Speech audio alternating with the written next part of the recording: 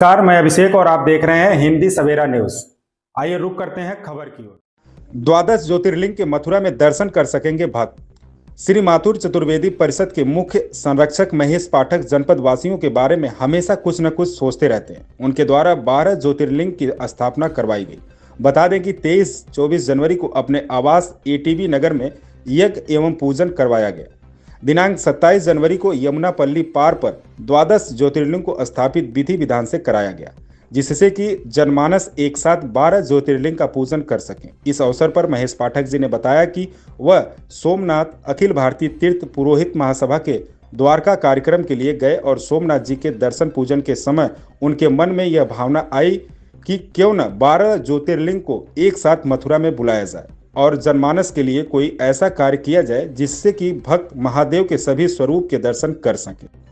उसी कड़ी में प्रातःकाल यमुनापल्ली पार पर दोपहर 12 बजे पंडितों के द्वारा विधि विधान से 12 ज्योतिर्लिंग का पूजन कराया गया एवं उनकी स्थापना कराई गई। इस अवसर पर माथुर चतुर्वेदी परिषद के अध्यक्ष राकेश राजेंद्र प्रसाद चतुर्वेदी सेवा समाज के अध्यक्ष महेश चतुर्वेदी, परिषद के संरक्षक नवीन नगर गिरधारी लाल पाठक, सेवा समाज के महामंत्री गणेश चतुर्वेदी, बैंक वाले परिषद के महामंत्री राकेश तिवारी, एडवोकेट परिषद के उपाध्यक्ष शिव कुमार चतुर्वेदी, योगेंद्र चतुर्वेदी, कमल चतुर्वेदी, संजय चतुर्वेदी, अल्पाइन अमित चतुर्वेदी, नीरज चतुर्वेदी, संजय मंत्री इस पुनीत कार्य में महेश पाठक जी के सुपुत्र राजन पाठक, रंजीत पाठक, रितेश पाठक, पूर्व पार्षद अतुल चतुर्वेदी मौजूद रहे। जी, यमुना पार क्षेत्र में सभी 12 ज्योतिर्लिंगों की स्थापना की जा रही है। क्या कारण रहा, अचानक इस प्रकार का विषय सामने आया और अचानक करते हुए यहाँ पर कार्य संपन्न हुए? देखो, करवाने वाले तो ठाकुर जी हैं और उन्हीं की मर्जी होती है तो वो व्यक्ति को प्रेरणा देता है।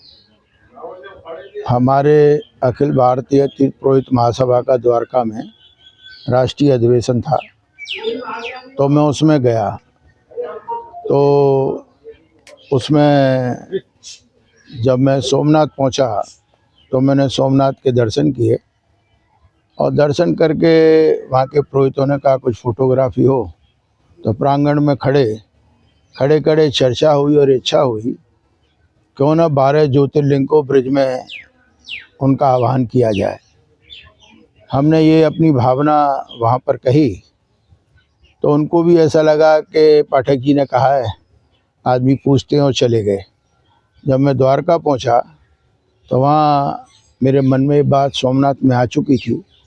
वहाँ मैंने कंफर्म किया और एक हमारे जो वहाँ के पुरोहित हैं सोमनाथ के, हमने उनको फ़ोन किया कि हमारा ये प्रोग्राम कंफर्म है और हम ये पूजा अर्चन करेंगे। मथुरा आए, उनसे बात करके पराग जी से मुहूर्त निकाला और वो 23-24 का उन्होंने जनवरी में ये मुहूर्त दिया। फिर इसकी प्रक्रिया शुरू हुई। अब मैंने कहा कि यज्ञ नहीं, मुझे हर ज्योतिर्लिंग से वहाँ पूजन करवा के महादेव जी का फिर उनको मथुरा में आवाहन करना है। तो उन्होंने मुझे हर जगह महादेव जी को रख के और वहाँ पर पूजन के मुझे फ़ोटो भेजे, वो मैं तुमको एक दिखाता हूँ। और ये सभी उन महादेव जी को यहाँ पर लेकर पधारे। उसके बाद में हमने शोभा यात्रा निकाली एटीबी नगर में और फिर 12 ज्योतिर्लिंग के, क्योंकि हर तीर्थ से एक चीफ प्रीस्ट, एक उसका असिस्टेंट, दो उन ज्योतिर्लिंग को लेकर के यहाँ पधारे।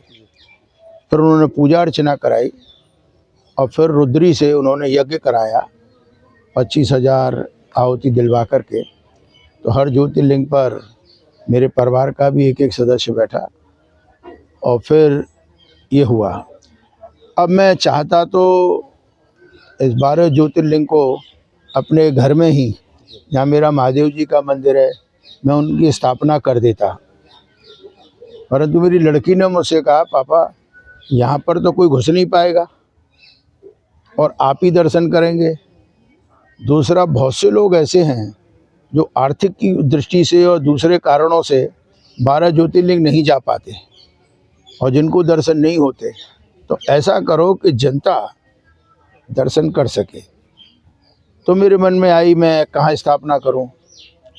तो हमारा परिषद का कार्यालय विश्राम घाट पे, मैंने सोचा उसके नीचे कर दूं। वो बोली ऐसे नहीं, आप लोग ऊपर बैठोगे, नीचे तिवारी है। एक आपको मालूम है हमारा कपड़े बदलने की भी जगह है। मैंने वहाँ कहा तो उसने कहा नहीं, उसके ऊपर वो छतरी है, लोग रहते हैं, ये आपको अच्छा नहीं लगेगा। और वो मुझसे बोली क्यों नहीं यमुना पार।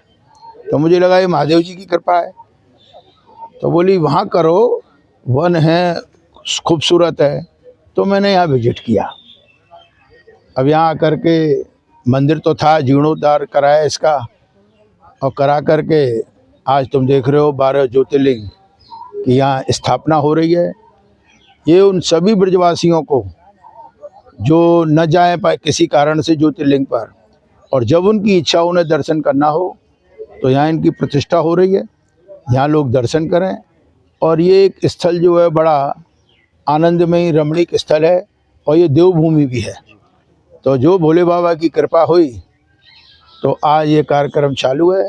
तो मैं सभी जनता से भी ये कहूँगा कि जब उनको जो 12 ज्योतिर्लिंग के दर्शन करने हो, यहाँ तो एक के दर्शन करने आएंगे तो 12 के तो वैसे ही हो जाएंगे।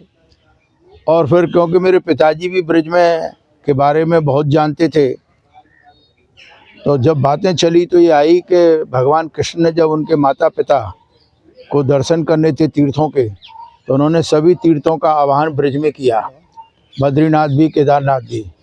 परंतु उन्होंने कहा यहाँ पर 12 ज्योतिर्लिंग नहीं है,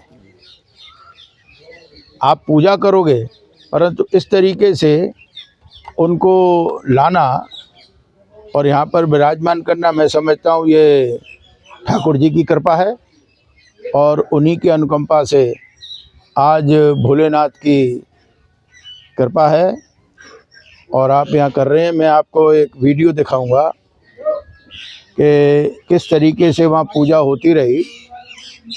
आपको 1 मिनट चला के मैं एक दिखाता हूँ, आप उसको रिकॉर्ड करो। उन्होंने कहा पाठक जी, हमने अपनी पूरी लाइफ में इस तरीके से हम जाते हैं, पूजा कराते हैं, परंतु हम जो है ये लेके नहीं आते।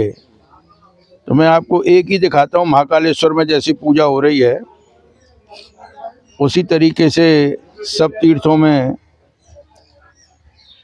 ये पूजा हुई। इस खबर में बस इतना ही। बने रहिए हिंदी सवेरा न्यूज़ के साथ।